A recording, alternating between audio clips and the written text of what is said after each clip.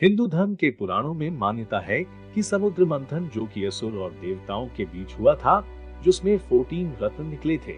समुद्र मंथन में धन्वंतरी जी भी अमृत लेकर प्रकट हुए थे। धन्वंतरी को आयुर्वेद का जनक कहा जाता है। धनतेरस के दिन धन्वंतरी तथा धन के देवता कुबेर जी की पूजा की जाती है। भगवान धन्वंतरी आयुर्वेद जगत के प्रणेता तथा चिकित्सा शास्त्र के देवता माने जाते हैं। धन्वंतरी को देवताओं का वैद्य या आरोग्य का देवता भी कहा जाता है। इन्हें पीतल धातु बहुत प्रिय होता है। इन्होंने बहुत से औषधियों को खोजा। इनकी इस परंपरा को इनके वंशजों ने भी आगे बढ़ाया। इनके वंशजों में एक देवोदास थे, जिन्होंने शल्य चिकित्सा का दुनिया का पहला विद्यालय बनारस में बनाया। सुश्रुत को इसका प्रधानाचार्य बनाया गया था। सुश्रुत दुनिया के पहले सर्जन थे और इन्होंने ही सुश्रुत संहिता लिखी थी। ऐसी मान्यता है कि शंकर ने विषपान किया, धन्वंतरी ने अमृत दिया। इस तरह से काशी कालजयी नगरी बन गई।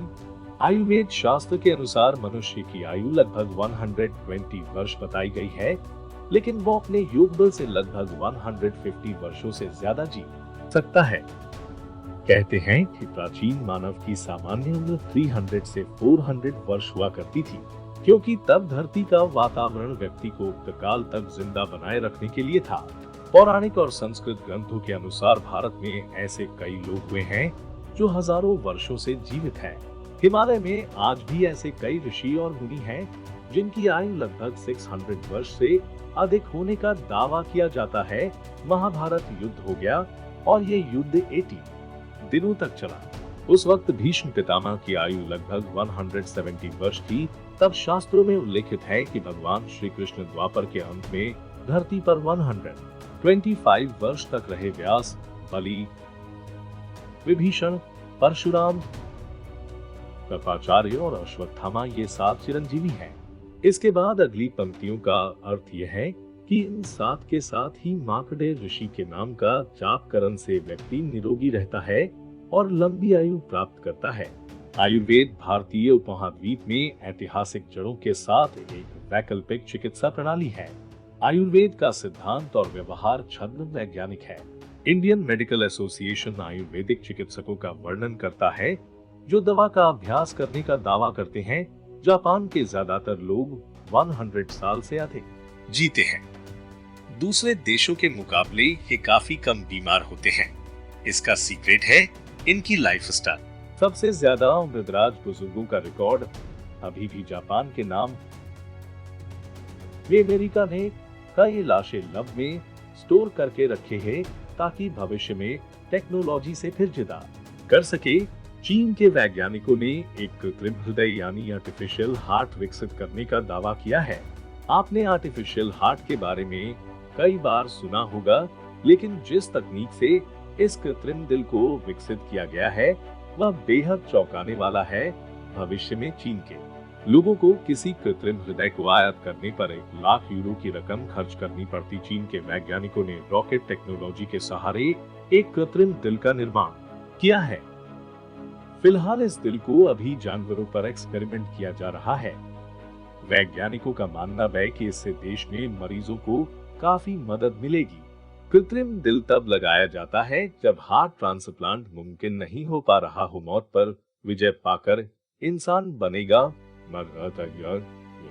लैब में अमर बनाने की तैयारी। सवाल ये है कि लोग अपनी बढ़ती उम्र को रोकना क्यों चाहते हैं और अमर क्यों होना चाहते हैं, और क्या आपका शरीर वाकई आपकी उम्र के हिसाब से बुरा होता है या मामला कुछ और है। सोमरस के बारे में तो आपने सुना और पढ़ा ही होगा। लो बला होने जा रहा है।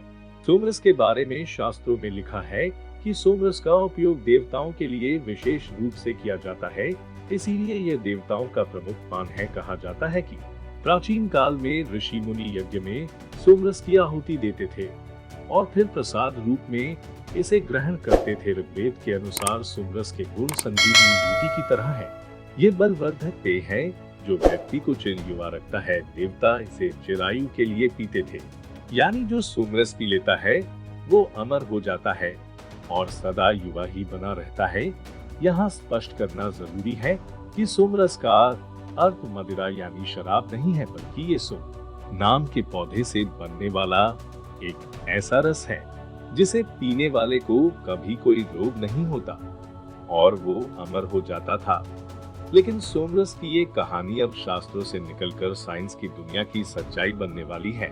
दुनिया के सबसे अमीर उद्योगपति जेफ बेजोस ने एक ऐसी कंपनी में निवेश किया है जो इंसानों को अमर बनाने की योजना पर काम कर रही है। क्या है अमर होने का फॉर्मूला?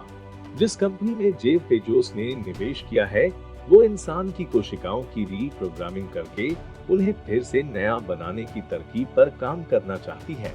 दरअसल एक इंसान का शरीर 724 लाख करोड़ कोशिकाओं से बना होता है। इनमें से ज्यादातर कोशिकाएं समय के साथ साथ मरने लगती हैं और शरीर इसके अनुपात में नई कोशिकाएं नहीं बना पाता। साधारण शब्दों में इसे ही बुढ़ापा कहा जाता है। लेकिन अमेरिका में एक कंपनी है जिसका नाम है अल्टोस लैब्स। इस कंपनी के वैज्ञानिक एक प्रयोग कर रहे हैं जिसके तहत इंसान के शरीर में पुरानी हो चुकी कोशिकाओं यानी सेल्स को स्टेम सेल में बदला जाएगा और फिर इन्हीं स्टेम सेल्स की मदद से नई कोशिकाओं का निर्माण किया जाएगा। 50 वर्षों तक बढ़ सकती है उम्र। स्टेम सेल्स एक तरह से वो कच्चा माल है जिससे शरीर और शरीर के अलग अलग अंगों का निर्माण होता है। स्टेम सेल्स की मदद से शरीर के अलग अलग अंगों के लिए विशेष प्रकार की नई कोशिकाएं बनाई जा सकती हैं। अल्टोस लैब्स ने इस मिशन में विज्ञान के क्षेत्र में नोबेल पुरस्कार जीतने वाले वैज्ञानिकों को भी शामिल कर लिया है। अमेज़न के मालिक जेफ बेजोस को ये विचार इतना पसंद आया है कि अब उन्होंने इस कंपनी में एक बड़ा निवेश किया है। फिलहाल इस कंपनी के वैज्ञानिकों को उम्मीद है कि वो शुरुआत में इंसानों की उम्र को कम से कम 50 वर्षों तक बढ़ा पाएंगे। यानी अगर कोई व्यक्ति 80 वर्ष जीता है तो वो 130 वर्षों तक जी पाएगा। लेकिन भविष्य में इसी तकनीक के सहारे इंसानों को अमर बनाने की भी कोशिश होगी। नैनो रोबोट्स बनाने का है प्लान। इंसानों को अमर बनाने का ये सपना सिर्फ सेल रीप्रोग्रामिंग के भरोसे नहीं है।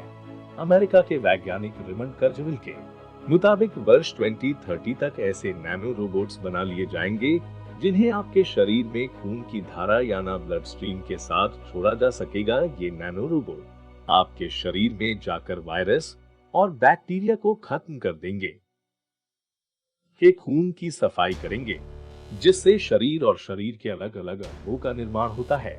स्टेम सेल्स की मदद से शरीर के अलग अलग अंगों के लिए विशेष प्रकार की नई कोशिकाएं बनाई जा सकती हैं। अल्टोस लैब्स ने और अब शायद इनके पास आपको बेचने के लिए अमर होने का सपना ही बचा है।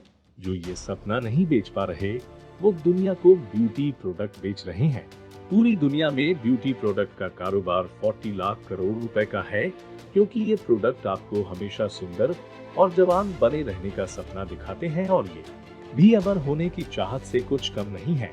पुरानी है अमरत्व हासिल करने की कोशिश। इजराइल के मशहूर लेखक युवल नोह हरारी ने अपनी मशहूर पुस्तक होमो डेउस में लिखा है कि धार्मिक लोगों के लिए मृत्यु भले ही ईश्वर द्वारा लिया गया निर्णय हो, लेकिन वैज्ञानिकों के लिए मृत्यु शरीर में आने वाली एक तकनीकी खामी है जिसके सामने आने के बाद शरीर का पूरा सिस्टम काम करना बंद कर देता है। युवल नोह हरारी कहते हैं कि वैज्ञानिक इस तकनीकी खामी को लैब्स में सही कर सकते हैं और मृत्यु को टाला जा सकता है, यानी इंसानों को अमर भी बनाया जा सकता है। लैटिन भाषा में होमो का अर्थ है मनुष्य और ड्यूस का अर्थ है देवता। यानी युवल नोह हरारी की पुस्तक का टाइटल भी ये बताता है कि आने वाले दिनों में मनुष्य किसी देवता से कम नहीं होगा। लैब में चमत्कार करके इस बात को सच साबित कर रहे हैं, लेकिन इंसानों द्वारा अमरत्व हासिल करने की ये पहली कोशिश नहीं है, बल्कि इंसान बढ़ती उम्र को रोकने और खुद को अमर बनाने की कोशिशें हजारों वर्षों से कर रहा है। चीन के सम्राट ने भी देखा था अमर होने का सपना। उदाहरण के लिए जिस सोमरस का जिक्र हमने शुरुआत में किया उसके बारे में शास्त्रों में लिखा है कि ये सोम नाम के एक दुर्लभ पौधे से हासिल होता है और इसे इंसान भी पी सकते हैं, लेकिन ये पौधा बहुत दुर्लभ है। शास्त्रों और आयुर्वेद की जानकारी रखने वाले विद्वान मानते हैं कि ये पौधा सिर्फ आज के अफगानिस्तान में पाया जाता है। 2200 वर्ष पहले चीन में सबसे बड़ा साम्राज्य किन शी हुआंग ने स्थापित किया था। हुआंग को चीन का पहला सम्राट कहा जाता है। जब इसने पूरे चीन पर कब्जा कर लिया तो उसे लगा कि उसने दुनिया जीत ली है, लेकिन इसके बाद वो अमर होने का ख्वाब देखने लगा। इसके बाद उसने अपने राज्य के सभी चिकित्सकों को आदेश दिया कि वो अमर होने की औषधि ढूंढ कर लाए। कहा जाता है उसी समय चीन में पारे यानी मुरकुरी की खोज हुई थी। कुछ चिकित्सकों को लगा कि ये एक तरह का अमृत है। इसके बाद चीन के इस पहले सम्राट को बहुत कम मात्रा में मुरकुरी दिया जाने लगा, लेकिन पारा असल में बहुत जहरीला होता है और इसीलिए कुछ ही महीने में चीन के पहले सम्राट की सिर्फ 40 वर्ष की उम्र में मौत हो गई।